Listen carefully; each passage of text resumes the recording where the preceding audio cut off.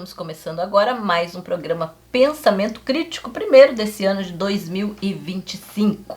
E o tema é os Estados Unidos, né? Estados Unidos, ascensão ou queda do império, né? Muito se tem falado aí, depois da posse do Donald Trump como presidente dos Estados Unidos, que o país está no seu processo de decadência, enquanto outros falam que não, que está cada vez mais forte. E nós temos visto aqui, né, o secretário de Estado Marco Rubio circular por toda a América Latina, né, fazendo visitas e encontrando os presidentes latino-americanos também com suas bajulações e, né, tentando ficar amiguinho dos Estados Unidos. Então vamos discutir um pouco isso, essa relação dos Estados Unidos com a América Latina.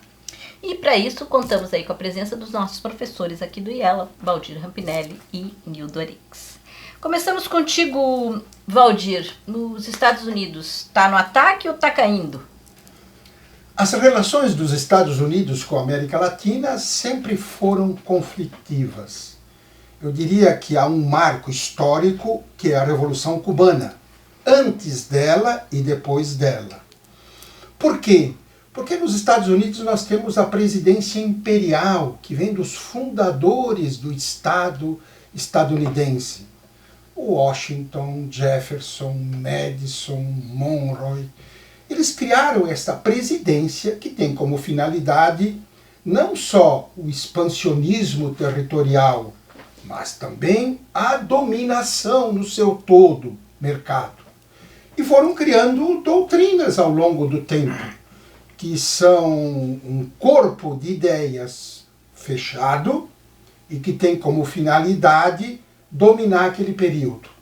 Começaríamos com a doutrina Monroe, de James Monroe, em 1823, quando ele diz que a América é para os americanos e vai defender seguridade regional, anticolonialismo e o fim do intervencionismo europeu, que na realidade é uma farsa, é porque a partir de agora eles vão fazer isso.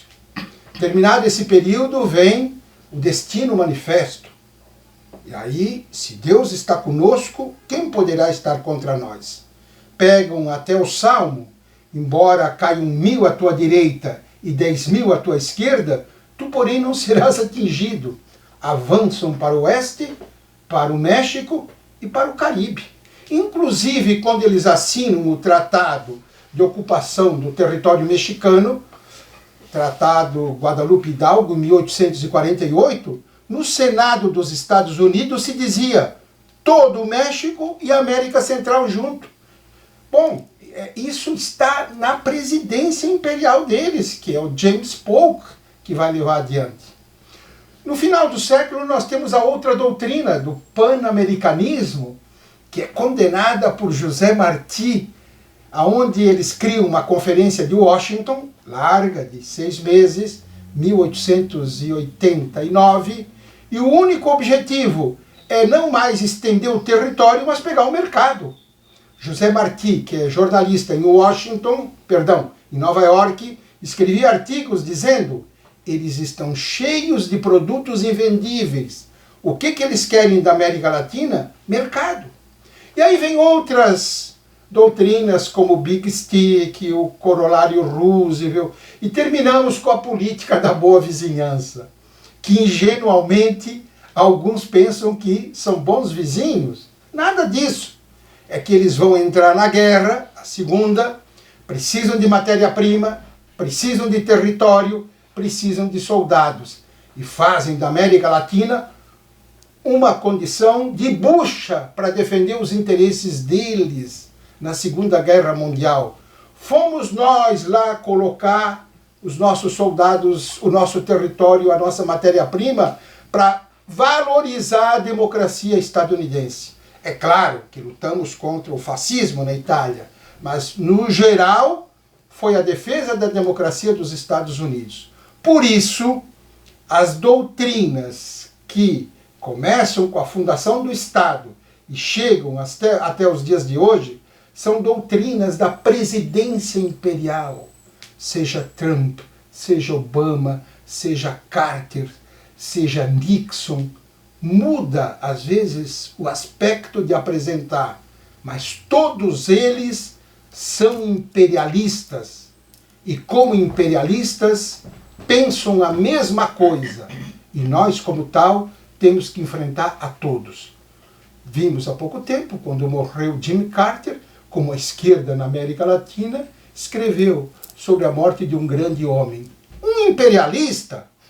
E nessa análise, né, que o Rampinelli traz, não respondeu a pergunta, né? É queda ou é ascensão? Ou continua ascendendo esse império Nildorix? Tanto a queda como a ascensão dos impérios é um processo necessariamente lento.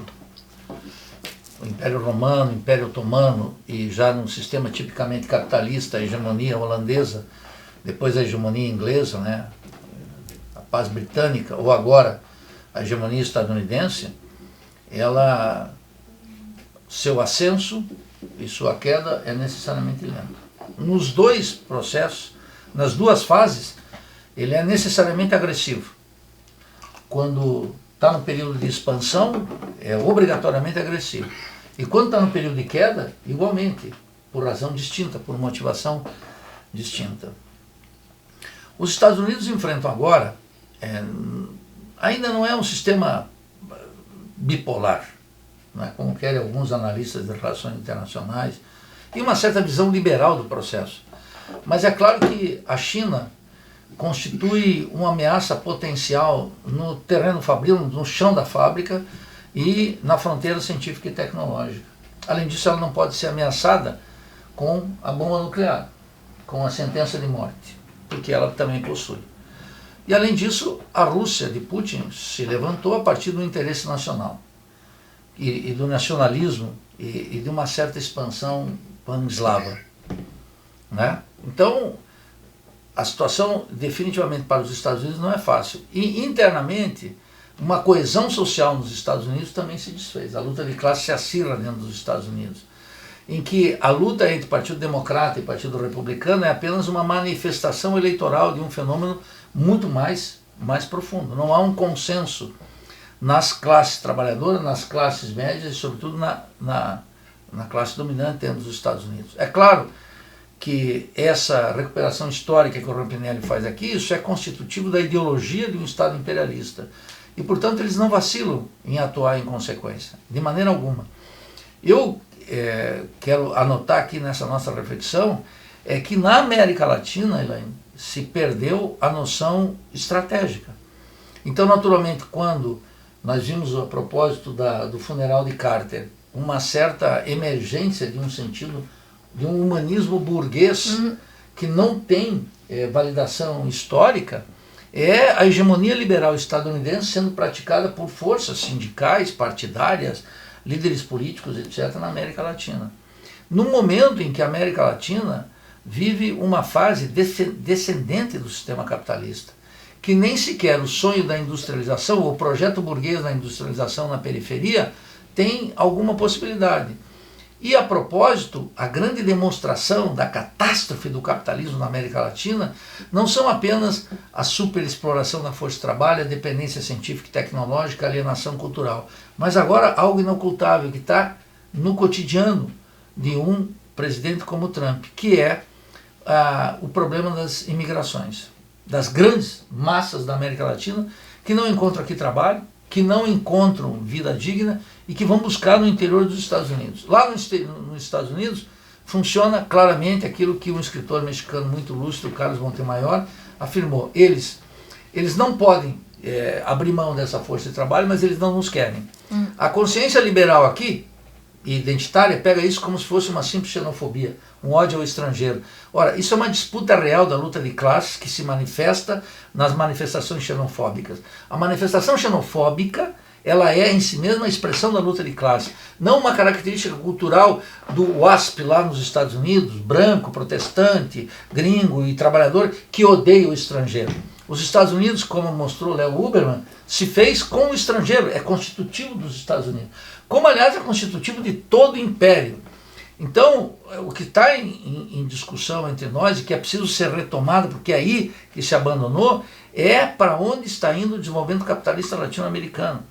E mais do que a crítica sempre necessária à dinâmica expansionista, ou da presidência imperial dos Estados Unidos, todos esses elementos históricos muito bem recordados aqui pelo Rampinelli, é que falta na América Latina agora uma consciência crítica, precisamente numa fase em que, ou em ascensão ou em queda, o imperialismo vai se mostrar cada vez mais agressivo.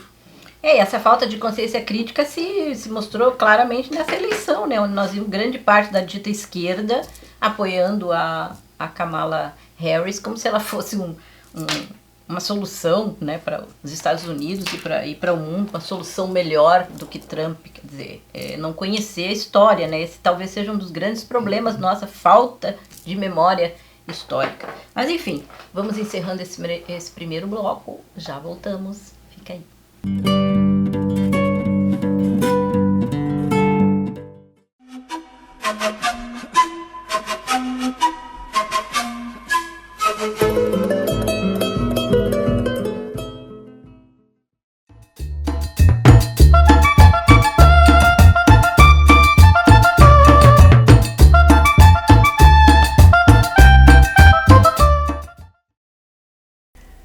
Optar é um modo de criar, não é a criação absoluta, é uma decisão entre possibilidades restritas, mas não é passiva. Optar entre possibilidades restritas implica criar uma realidade relacional que em certa medida não existia antes. Essas são palavras de Sérgio Bagú nesse livro Tiempo, Realidad Social y Conocimiento, uma das obras de Bagú em que ele se centra em analisar o tema do tempo, do espaço, da realidade social e a forma de apreensão do conhecimento pela ciência. Sérgio Bagú nasceu em 1911 em Buenos Aires e foi um extraordinário historiador marxista que é considerado fruto de uma segunda geração nascida dessa reforma de Córdoba em 1918, que vai modificar e abalar a estrutura da universidade em toda a Hispanoamérica, né? Bagú, portanto, tem uma formação, né, em sociologia e em história, mas uma atuação militante muito contundente, sobretudo relacionada ao movimento universitário. Inclusive, depois da invasão da Universidade de Buenos Aires pelas forças repressivas da ditadura militar, em 1967, vai se refugiar no exterior, chegando depois ao México em 74, onde vai viver o resto da sua vida no exílio. No México, Bagú foi professor na Universidade Nacional Autônoma do México e integrou o Centro de Estudos Latino-Americanos, o CELA, junto com importantes outros professores como René Zavaleta Mercado, Rui Mauro Marini, etc. Além desse livro Tiempo, Realidad Social y Conocimiento, Sérgio Bagú tem outras obras, como por exemplo o livro Marx Engels, 10 Conceptos Fundamentales, além de biografias de Mariano Moreno e José Ingenieros. Mas a obra principal de Bagú, com certeza que mais se destaca de sua obra, é Economia de la Sociedade Colonial. Nesse livro, publicado em 1949, Bagú trata de mostrar que a América Latina não foi colonizada pelo feudalismo. Na verdade, o que existiu aqui foi um capitalismo colonial. Além disso, nessa obra, Sérgio Bagú realiza um esforço de estudo de história comparada, mostrando que a América Latina não possui apenas um passado em comum, mas também os mesmos dramas no presente. Em Economia de la Sociedade Colonial, Bagú demonstra, com um extraordinário estudo, que não existiu aqui, na verdade, um simples transplante das formas e relações sociais existentes na Europa. Se criou, na verdade, algo novo. Nem feudalismo, nem capitalismo, capitalismo colonial. Sérgio Bagú, um autor incontornável para se pensar o desenvolvimento do capitalismo na América Latina.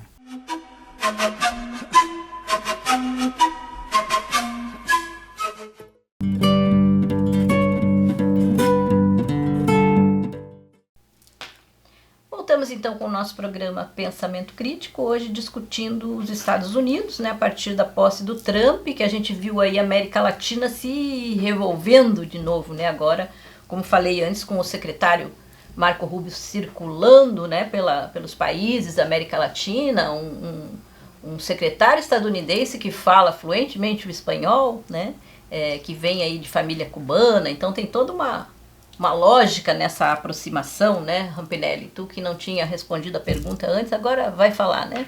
Manda Olha, lá. Elaine, você me perguntou se é ascensão ou queda dos Estados Unidos. É queda. Uma queda que vem já de meados do século XX.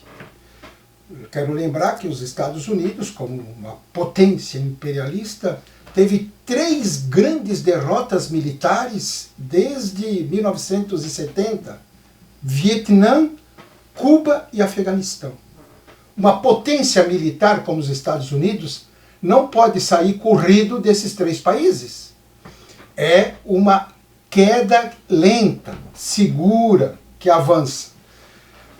Saiu em 1985 um livro nos Estados Unidos de Paul Kennedy, um historiador, e o nome do livro é A Ascensão e a Queda das Grandes Potências. Ele quase foi expulso de lá, e é um estadunidense. Porque ele vai mostrar, fazendo uma pesquisa histórica, que ao longo do tempo, todos os impérios surgem, crescem e caem. E por que acontece isso? Por conta da excessiva extensão territorial. Eles vão se expandindo, eles vão ocupando espaço, eles vão montando bases militares. E no mundo inteiro começa uma resistência a este império, e esta excessiva extensão territorial com os seus soldados não traz de volta o que eles investem lá. Quero lembrar que os Estados Unidos hoje têm cerca de 600 bases militares espalhadas pelo mundo. Só na América Latina, começando por Porto Rico e chegando até aqui ao Paraguai, são 47 bases. Por base militar, não é só território deles. Pode ser um território nosso, onde haja assessoria deles. Por que este cerco à América Latina? Começando por Porto Rico, eles chegam a ter uma base em Cuba, a base naval de Guantánamo, que se fala tanto nela. Vem depois Honduras, vem depois Colômbia, vem Paraguai e por aí vai. Exatamente para proteger o seu mercado frente a outros, o caso da China. Então tudo isso são gastos excessivos que o império com o tempo não suporta. Donald Trump é um falastrão. Vejam o que ele falou ontem. Nem o próprio primeiro-ministro de Israel acreditou no que ele disse. Que teria que fazer, primeiro, a limpeza étnica dos palestinos. Segundo, teria que tirar todos da faixa de Gaza. Terceiro, teria que realocá-los em outras partes do mundo. Veja, portanto, que quando o império fala isso, os jornais já não acreditam, o povo não acredita e vai se incentivar cada vez mais uma luta contra essas bravatas. Digo que o império está em descenso, digo que o império está caindo e digo mais, nos próximos 4 anos de Trump, como ele começou agora, ele vai ajudar a pôr mais cal no fim desta superpotência, que vai ser desafiada, sob o ponto de vista comercial, pela China. E falando em China, o Nildo colocou no primeiro bloco a necessidade da gente pensar qual é o caminho da América Latina no mundo capitalista. E a gente vê que a China ela tem uma pegada diferente, né? Os Estados Unidos atua pela força, pelo militarismo, pela cultura, e a China atua pelo comércio.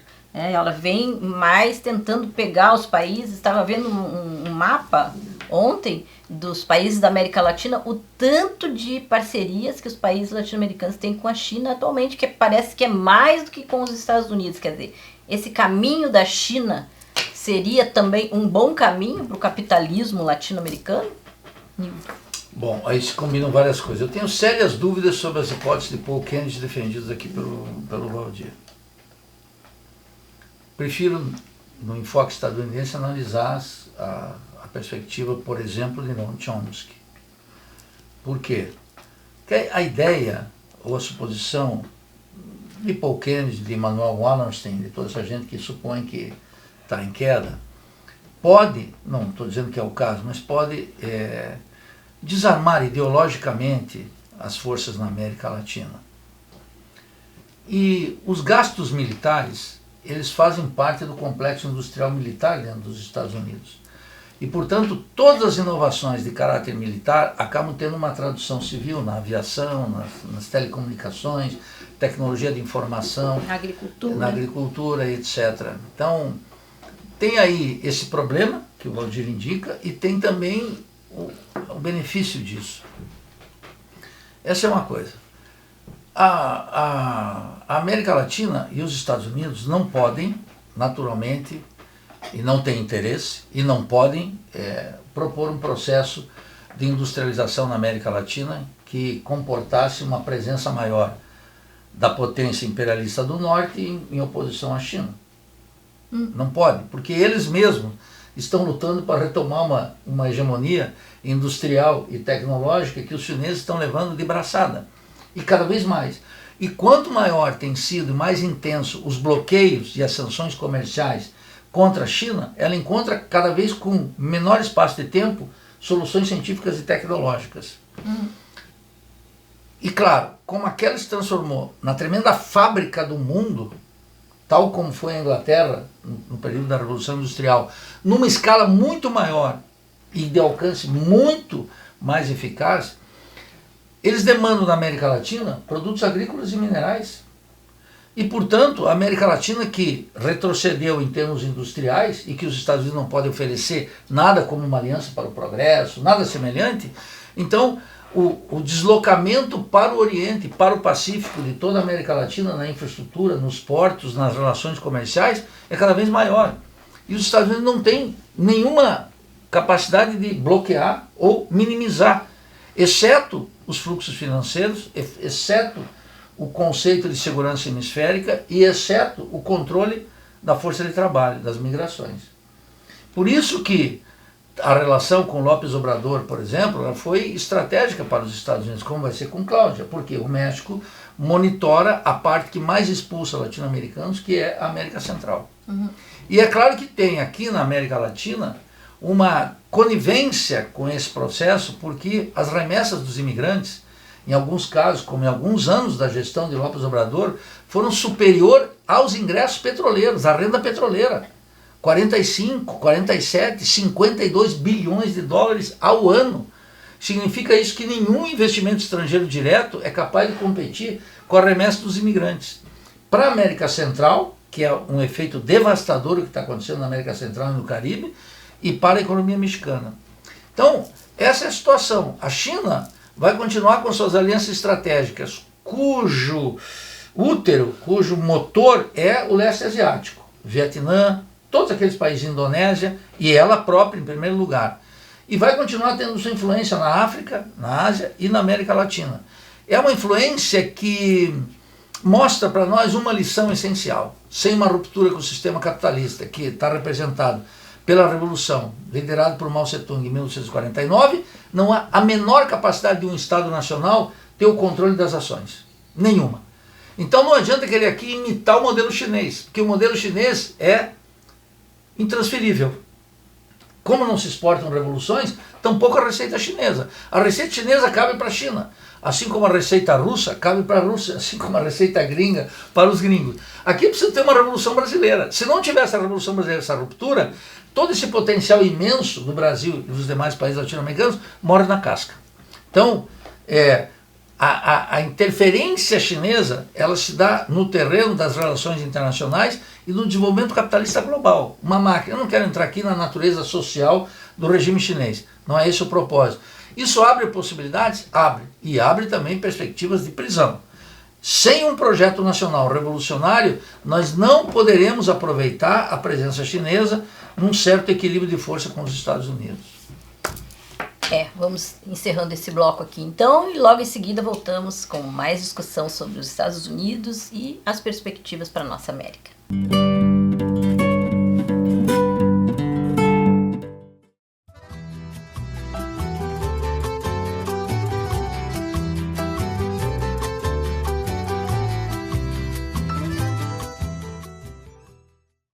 Pancho Villa.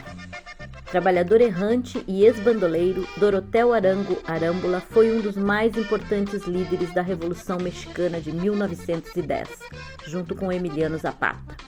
Assumindo o nome de Pancho Villa, ficou conhecido também como Leão do Norte, liderando suas tropas em todos os combates.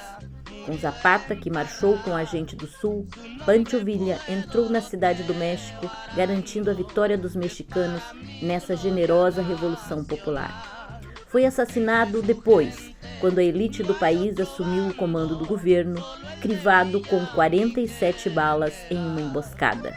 Villa é, até hoje, um símbolo da resistência nacional. Seu nome tornou-se uma lenda. Nunca trairei nem esquecerei meu dever. Entró a Columbus sin pasaporte.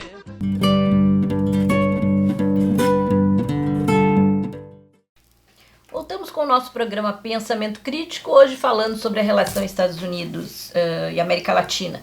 E lembrando, né, que a partir do Trump ter assumido a presidência dos Estados Unidos, começou, como disse o Rampinelli, com suas bravatas, né, que é uma maneira de falar temas que não têm importância nenhuma ou que são bobagens e que leva todo mundo a discutir nas redes sociais sobre isso e não se discute os temas realmente importantes, tanto dos Estados Unidos quanto da América Latina.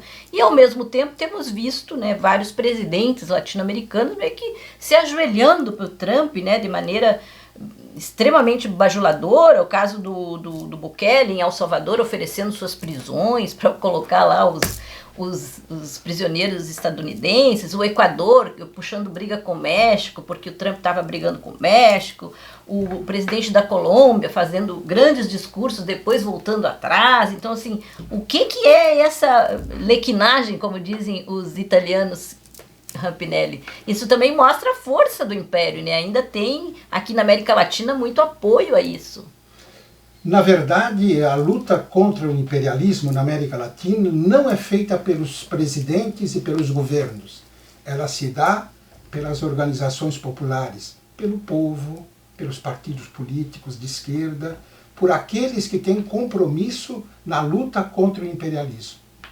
Te trago, Elaine, o exemplo dos anos 1950, quando Richard Nixon, vice-presidente dos Estados Unidos, fez uma viagem pela América Latina e teve que ser resgatado pelo então presidente Eisenhower, porque foi enfrentado em Lima, foi enfrentado em Caracas e sofreu inclusive agressão física.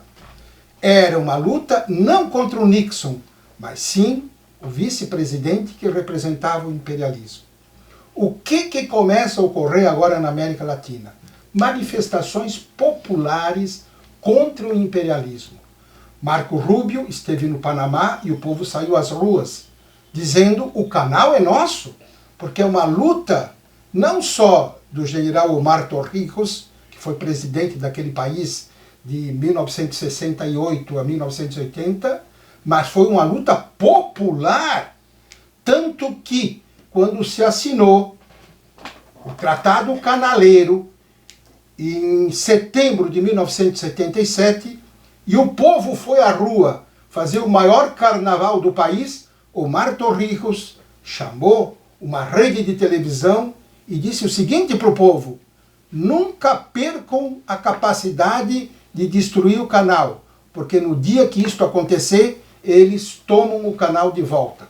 A negociação foi nesse sentido: ou vocês entregam o canal ou eu destruo. Então, as lutas anti-imperialistas, elas se dão nas marcas populares, não é nas marcas dos governos. Na América Latina, nós só temos um governo que faz esse trabalho junto com o seu povo. Aí sim, há uma identidade, que é Cuba. Por causa da sua história, a independência de Cuba, pelas mãos da Guerra dos 10 Anos e pelas mãos de José Martí, foi uma luta contra o colonialismo espanhol, um fuzil para lá, e o imperialismo estadunidense, um fuzil para cá. E depois que Cuba se tornou independente, virou cativa dos Estados Unidos. Olha ali a emenda Platt, olha aí o Tratado de Reciprocidade. Sabem por que hoje existe uma base naval dos Estados Unidos em Guantánamo, em território cubano? Exatamente porque a independência deles foi inconclusa. E por isso, então, todo o povo cubano, na década de 10, de 20, de 30, de 50 e a partir da Revolução, é o povo mais anti-imperialista que existe na América Latina, junto com o governo. Cuba não se preocupa muito, claro, causa certo cuidado. Se vem Trump, se vem Obama, se vem Carter, todos são iguais, com algumas diferenças. Por isso, então, Elaine, é importante a luta anti-imperialista no nosso continente, não a partir dos presidentes, mas a partir do povo. Temos que começar no Brasil a sair às ruas contra o imperialismo, como se fazia nos anos 60, 70. É luta de classe. É assim que a gente enfrenta o império. E te digo, o império é forte, pode muito, mas não pode tudo. Nildo, essa discussão se faz muito, né, falando sobre a necessidade da Revolução Brasileira, da população estar nas ruas, mas também hoje nós temos visto a esquerda brasileira totalmente liberalizada, né, mais liberal do que esquerda, onde inclusive se ouve gente dessa linha falando que, olha, não dá para enfrentar os Estados Unidos, porque se faz alguma coisa aqui mais radical, eles vêm aqui e destroem a gente e tal. Como criar na população, ou como trazer à tona essa discussão da necessidade de uma luta anti-imperialista, da Revolução Brasileira, se há toda essa ideologia do medo? Na década de 50, que o Rampinelli menciona aqui, a luta anti-imperialista era levada pelo povo e pelos governos. Nós não podemos menosprezar isso. A década de 50 foi muito mais importante que a década de 60. Em 52, a Revolução Boliviana. Em 54, a Revolução Guatemalteca. Em 59, a vitória da Revolução Cubana. A década de 50 foi exuberante. Nós no Brasil aqui estávamos na onda do Juscelino Kubitschek e do apreço para o investimento estrangeiro direto e uma certa modernizaçãozinha capitalista que sempre seduz as consciências ingênuas e cúmplices da modernização impulsionada pelo imperialismo. Então, qual era a característica? Líderes extraordinários. Como esquecer, a despeito de limitações, a grandeza de Torrijos? Como jogar para o passado sem registro a fortaleza e a coragem de Salvador Allende? Como? Como esquecer Juan José Arévalo, da Revolução Guatemalteca, e os revolucionários, Jacobo Arbenz? Ora, homens que agarravam el toro por los cuernos. Não esses políticos vulgares que tomam a presidência da América Latina. Todos eles, o casal Fernandes na Argentina, Lula aqui, ou os de direita, Bukele e Boric e tantos outros e Noboa no Equador, etc. Todos eles, essa consciência anti-imperialista, ela subsiste no povo. Estou de acordo com o Rampinelli, mas é um baita de um problema que não seja tocado pelo que eles chamam os líderes políticos. Todos vulgares que querem a servidão a Washington, querem ficar bem. Veja o caso do Lula. O Lula fez uma aliança estratégica com o Biden, em nome da defesa do trabalho. Quando aqui o poder aquisitivo do salário cai e degrada-se as condições de trabalho, através de sucessivas reformas, que aprofundam a superexploração, que não tem uma saída para o povo. Então é preciso lideranças políticas que incorporem isso. E claro, no povo vai ser sempre isso, porque o povo tem a defesa da cultura popular. E a despeito do avanço do modo de vida estadunidense e da avassaladora presença da indústria cultural, o povo ainda gosta de rapadura. O povo ainda gosta do circo. O povo ainda gosta da cultura popular, do samba. Eu vejo aqui no Brasil, essa importação de hip hop, funk, tudo isso é uma invasão nefasta da cultura popular. Eu não flerto com essa coisinha que a juventude gosta e que alguns entram na indústria cultural. Mas veja que essa avassaladora presença no terreno da cultura, a transnacionalização da economia, teve como repercussão presidentes débeis, impotentes, vulgares, que não estão à altura das tarefas históricas colocadas num momento em que a América Latina não tem a proposta, no máximo da consciência burguesa na periferia, que foi a industrialização, que permitiu um certo pacto de classe, acumulação de capital, riqueza, transnacionalização da economia e direitos sociais, previdência, uma certa urbanização, etc.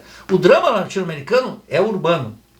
As cidades se transformaram mais ou menos como na Idade Média, como um sinônimo do inferno. As cidades são verdadeiros infernos do transporte coletivo, do assassinato, da insegurança, dos baixos salários, da vida cultural degradada, da dispersão da vida comunitária e do isolamento social a partir do Facebook, do celular e etc. Então, a situação é grave na América Latina, porque as lideranças políticas, eu agregaria aqui para polemizar com o Rampinelli, sindicais, perderam essa consciência. Em toda a América Latina, as lideranças populares, Elaine, e as lideranças e as expressões parlamentares gostam de fazer cursos de curta duração nos Estados Unidos.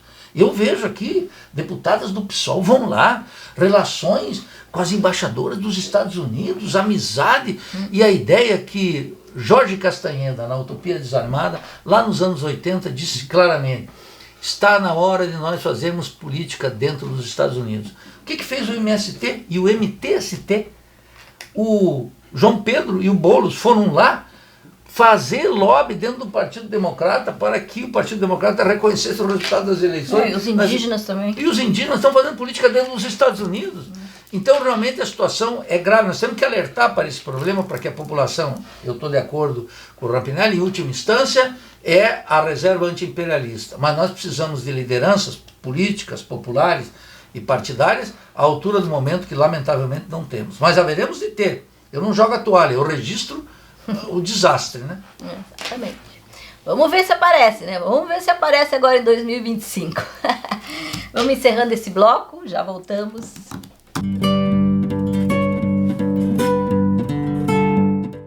Voltamos com o nosso programa Pensamento Crítico, hoje falando sobre os Estados Unidos. Está em ascensão ou está em queda? E aí queria trazer para vocês o livro do John Saxe Fernandes, companheiro nosso lá do México, já esteve aqui em Jornadas Bolivarianas, né?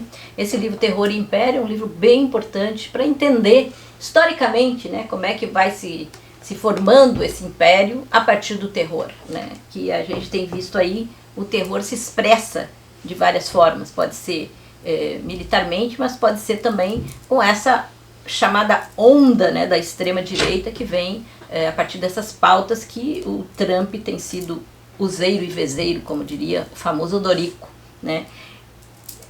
Rampinelli, essa jogada de grandes bravatas e tal pode estar provocando também medo na população de reações anti-imperialistas?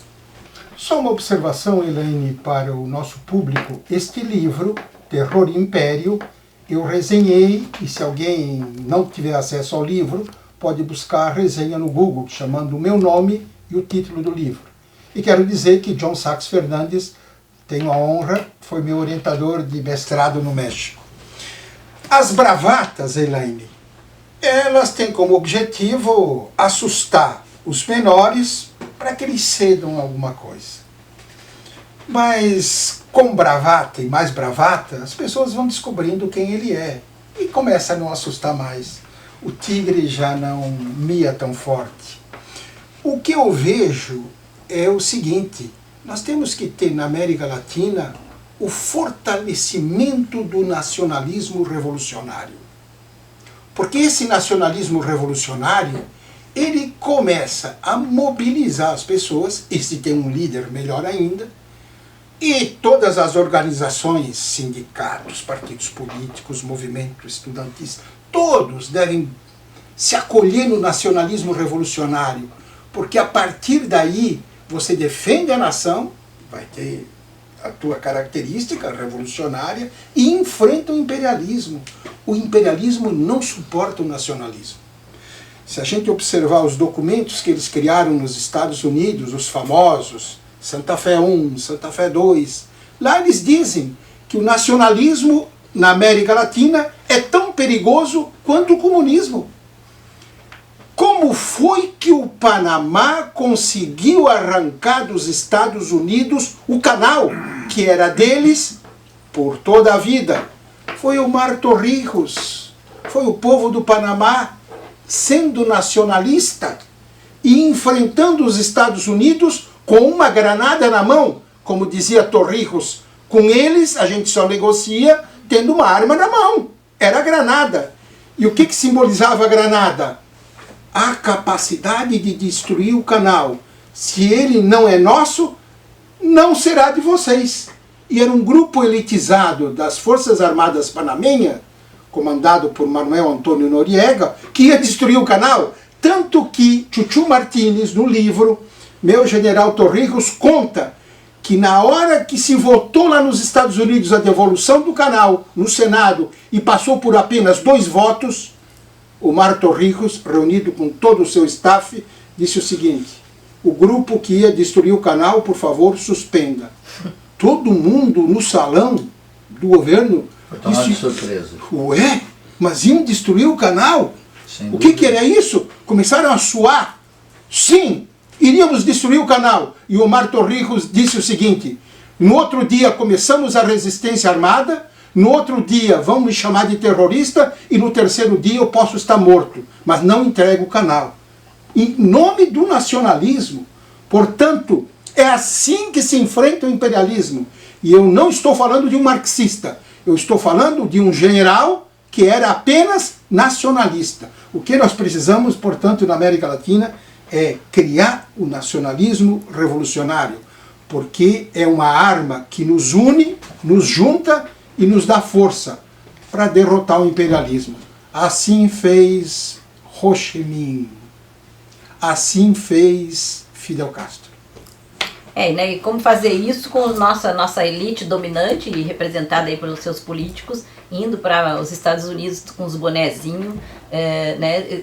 Saudando os Estados Unidos. Que nacionalismo é esse, né? Uma situação vexatória, inclusive, né? E um outro elemento, Nildo, que tu queres falar um pouco sobre esse processo da ideologia e tal, agora também, até mesmo essa dita esquerda liberal que tem sido muito alimentada, né, por verbas estadunidenses e tal, com essa nova bravata aí do Trump de que vai suspender todas as ajudas via USAID, etc. Vai ser um golpe também, né, quer dizer, para a esquerda liberal. Né? Olha, há uma tragédia em curso diante dos nossos olhos. Ontem, um deputado federal experimentado do PSOL de São Paulo, Ivan Valente, porque eu tenho estima, lamentou o ataque de Trump contra a USAID. Em que planeta nos encontramos? As vulgaridades que diz Lula sobre os Estados Unidos é espantosa, mas ele não é o único. Em toda a América Latina, esses representantes que estão aí, eles não estão à altura do tempo. Líderes populares que carregam a consciência histórica, como Torrijos, como Fidel Castro, como Chávez, não tem a menor proximidade disso. Então essas fanfarronices, essas bravatas, elas são um invólucro popular de uma ideologia muito poderosa. Quando Trump diz, não será Golfo do México, quando ele fala sobre a Groenlândia, etc., ele está colocando para as grandes massas, não para os acadêmicos, que tampouco estão por aí, estão querendo uma bolsinha para ir para os Estados Unidos, estão querendo uma publicação do artiguinho em inglês. Nossos coleguinhas da universidade estão todos aqui nos programas de pós-graduação, nos partidos políticos, nas assessorias dos sindicatos, prefeituras, governo do estado e governo federal. Então, ele está falando para as grandes massas, e ele está dizendo, esse mundo tem dono, tem xerife, e é a linguagem que o povo entende. No lado de cá, o anti-imperialismo não tem mais sentido algum, porque ele interrompe carreiras, ele obstrui caminhos, ele dispensa financiamentos, etc. E isso está colocado não só na concepção parlamentar de política, que leva que um líder popular de uma favela, de um sindicato, se transforme num vereador e num deputado. E logo em seguida abandone qualquer concepção de radicalismo político e consciência dos dramas do continente da América Latina e, portanto, uma consciência histórica que o Rampinelli está recordando aqui. Essa gente não tem nada a não ser o seu interesse imediato, vencer na vida. É uma espécie de empreendedorismo do liberalismo de esquerda, suas próprias carreiras.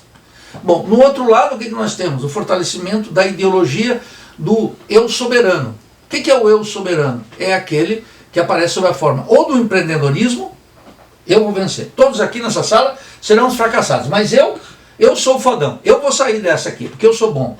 Então é a ideia desse. E no outro lado, o identitarismo indígena, o identitarismo LGBT, o identitarismo feminista, o identitarismo negro, que supõe o quê? Não, o meu problema fundamental está assentado no eu soberano, como disse Elizabeth Rodinesco, num ensaio psicanalítico muito bom e fecundo. Então o que acontece? Esse fortalecimento do eu mata o interesse coletivo, mata a consciência histórica e tira uma coisa muito importante em tudo isso, que é as bases socioculturais para um nacionalismo revolucionário. A ignorância sobre a história do país é gigantesca. Eu vejo agora todos esses liberaizinhos atacando o Brasil paralelo, que é efetivamente um revisionismo histórico permanente. Mas quando eu olho qual é o antídoto é a ignorância, o desprezo pelos fatos da história brasileira, naquilo que se chama a esquerda liberal. O revisionismo histórico é uma virtude nossa, Rampinelli, que tem que ser feito permanentemente. Alguns países como o México, como Cuba, como a Argentina, para dar 3 exemplos notáveis na América Latina, o fazem com excelentes resultados. Aqui no Brasil, Lula, PT, PDT, PSOL, tem um olímpico desprezo pela história nacional. Só dentro de uma perspectiva nacionalista, o revisionismo. Além disso, de uma perspectiva nacionalista, ignoram e acham que com os modismos, com a linguagem, sobretudo importada dos Estados Unidos, nós vamos seduzir o nosso povo. O nosso povo não se move por isso. E por último, Elaine, quando tu observa um personagem de ultradireita como Bukele, não esqueçam, Bukele nasceu da geração nova da Frente Farabundo Martí de Liberação Nacional. Primeiro como prefeitinho do lado de El Salvador, depois como prefeito de El Salvador e depois como presidente da República. A degradação da Frente Farabundo Martí levou à ascensão de Bukele. O mesmo aconteceu em larga medida com a Frente Sandinista. O mesmo está acontecendo em todos os processos. O mesmo aconteceu no Partido dos Trabalhadores aqui. O mesmo aconteceu no peronismo na Argentina, que foi perdendo qualidade a ponto de Alberto Fernandes ser um cristão novo que chegou ali com o hálito de Perón, mas não sabia nem a data de nascimento do general. E assim está. Tem uma degradação grave. Sem essa recuperação pela história e uma intenção crítica como ponto de partida, não querendo saber quais são as consequências, não sairemos do buraco e estaremos submetidos a essa tremenda força da ideologia dominante que nasce nos Estados Unidos e é reproduzida aqui pela indústria cultural. E esse talvez seja o grande desafio, né, nosso. Nós temos que recontar a história e contar, porque a gente tem visto aí toda uma geração que não está interessada em saber. Né? Ignora, despreza, não quer saber, mas a gente vai ter que continuar falando, né, como Jeremias lá na montanha gritando, ainda um dia se plantarão flores nesse lugar, né? Então um dia haverá a revolução nesse lugar, porque os trabalhadores estão em ebulição, estão tentando viver, né? Estão tentando viver uma vida boa e bonita. Então isso não é uma coisa que fatalmente chega essa hora, né, da rebeldia, essa hora da rebelião, da revolução. E a gente tem que estar, como dizem os poetas palestinos, nós temos que estar sempre de pé e prontos para o combate. É isso, encerramos o programa de hoje. Logo voltamos. Um abraço. Tchau.